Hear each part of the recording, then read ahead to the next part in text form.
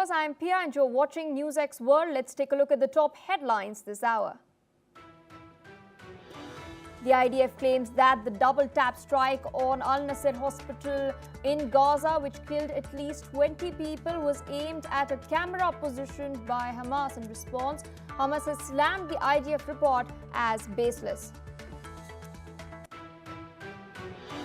Tens of thousands of people have taken to the streets in Israel on the day of disruption in order to protest. The families of hostages have staged protests in front of Israeli Prime Minister Benjamin Netanyahu's office. Meanwhile, Netanyahu has emphasized on continued offensive in Gaza until the end of Hamas.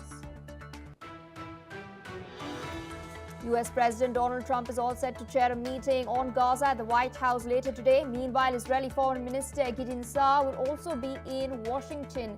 The discussion is expected to focus on plans for post-war reconstruction in Gaza. Donald Trump has yet again threatened Russia, indicating economic sanctions may be implemented if Russian President Vladimir Putin fails to agree to a ceasefire with Ukraine.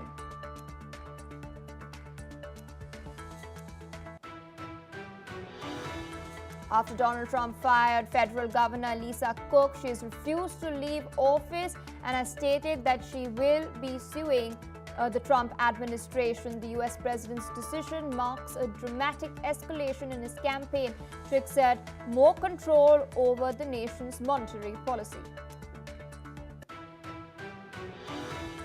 Donald Trump says that he plans to seek a death penalty for suspected murders in Washington, D.C. He has reinstated the federal death penalty through an executive order on the first day of his administration back in January.